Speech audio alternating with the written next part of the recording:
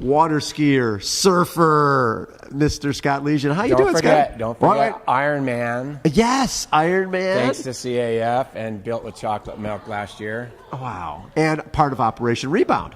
Yeah, that's... Let's hold this guy a little closer. That's who gives me my grants, is Operation Rebound. Well, talk a little bit about, you were in the Navy for 7 years. Yeah. In 93, you were working at a convenience store, or a robbery, and Yeah. you ended up getting shot. Yeah.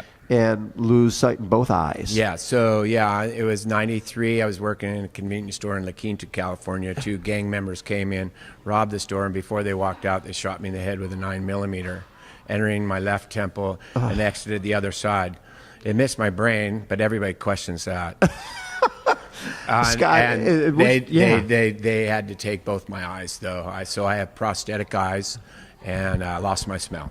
So when something like that happens, and at that point you're a young man, how did you adapt? Well, right away, I was fortunate that someone from the Braille Institute came to my hospital bed and told me all about, that there's a place where I could go to learn just living skills. Sure. So lucky to be alive, I went right to work, and You never looked back. No. I was lucky to it be seems like alive. you're always looking for the next goal. You do a lot of tandem cycling, but water skiing. Were you a water skier before? I had skied back in high school, but not for a long time. So what was the attraction for you to go for adrenaline. championships? Adrenaline, you liked it. The adrenaline sport, So, yeah. After being blinded, I did kick around and I did take a few wrong roads, and then I came to CAF 10 years ago as a fat, angry victim, and came there to CAF with the goal to be a competitive water skier and trick skier. Yeah. And now I just finished my 5th disabled water ski nationals and was silver in slalom skiing and trick skiing. That's awesome. And you've won before. I've gotten a gold at regionals. Yes. But so I love the sport of water skiing, and I'm also wakeboarding, and I love that sport because I'm just like anybody else. I'm on the end of the line doing my own thing. Right. So no guides, no coaches. So that's why I love that sport so much, because I forget do it I'm all blind. your own. Yeah.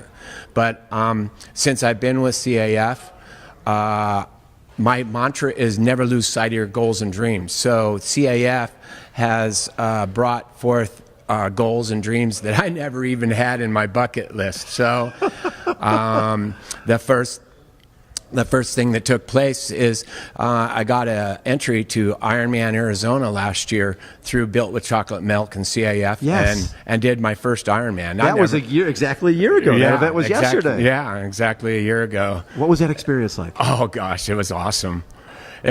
I trained hard, and I got the lightest I'd ever been in my life, and it was.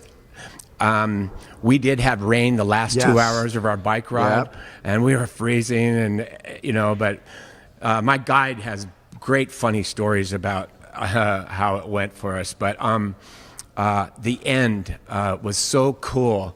And the funniest story I can tell you is when you finish and you come down the chute, yes, we were all alone, and it was like 11 o'clock at night because it was 16 hours, 12 minutes I did. So the crowd was just loud as can be and banging and everything. And we got to the finish, and I hugged my guide, and I go, "They all stayed to just see me finish?" That's so cool. And he laughed. But it was very cool experience. I could just imagine what the sight is like. But and then I've been to the Ironman 70.3 in Oceanside. In Oceanside, yeah, for raising money for Operation Rebound.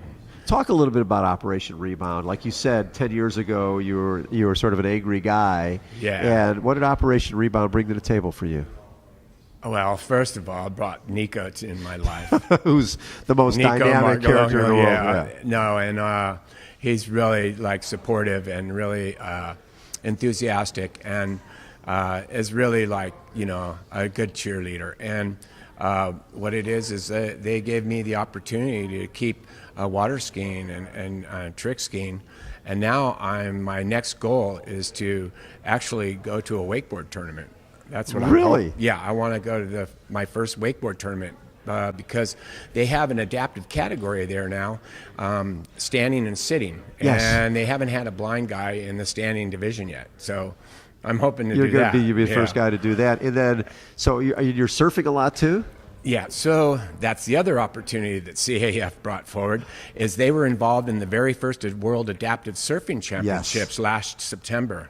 And so my coach, Pat Weber from the San Diego Surfing Academy, and I got together, and we kind of finagled our way in there as a blind competitor and competed in the stand-up division with the guys with prosthetic legs, but they had sight. And so that participation let ISA know that they needed a division for the visually impaired. So at the U.S. Nationals, they had a division for the blind, and I became the 2016 U.S. Blind Surfing Champion, which qualifies me to be on Team USA.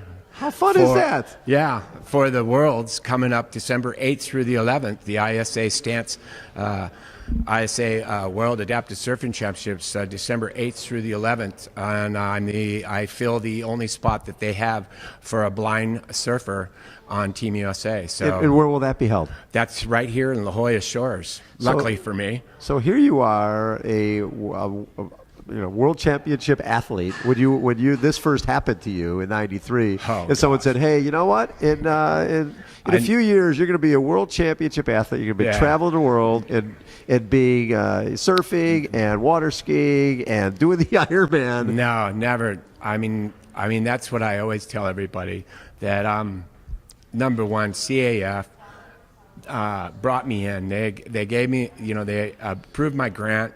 And they gave me that, feeling of, okay, there's someone that really thinks I can do something. And then over the years, I've gotten to know everybody at CAF, and they're like my family. And I've met so many great people along the way. And I love CAF. You guys are fantastic. And you're fantastic. Now I've done all these great things, and I always get told that I'm inspirational and everything, but I'm just trying to enjoy life, and that's just a consequence. But it's all because of CAF. They've given me a life. How important has the mentoring part been for you, where you get to help out other guys who are dealing with what you're dealing with? That's very important too. I try to be a good mentor, and I have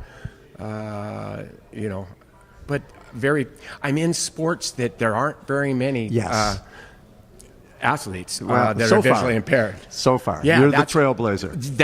That's what I hope to do. I'm 60 years old. I can't do this very much longer. So I'm hoping another 30 years. Come on now. Yeah, I'm hoping to inspire some young visual impaired people that maybe surfing isn't for them, or wakeboard or water skiing. But there are organizations out there, there's people out there, and if you've got a passion, it's out there to, resources are out there to do it. In terms of this day and age, compared to when you were when you were injured, how is the world different in terms of acceptance for people with visual impairments? I'm sure it's a little better, but the general population has low expectations. Interesting.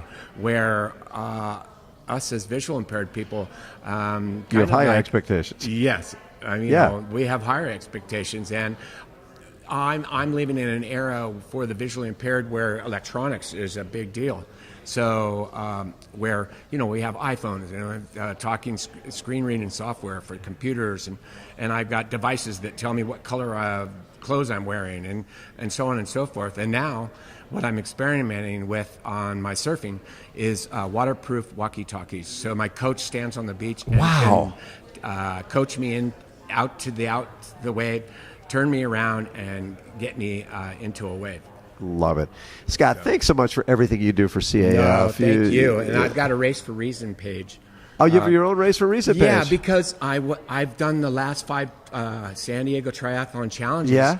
And this year, because of the travel to the Disabled Water Ski Nationals, I wasn't able to train properly for the triathlon again, so I felt guilty. So good old Nico said, hey, set up a Race for Reason page. So I got a Race for Reason page, and also on the day of STTC, I went down there and did Tour de Cove and spun for 90 minutes on the bike. I love it.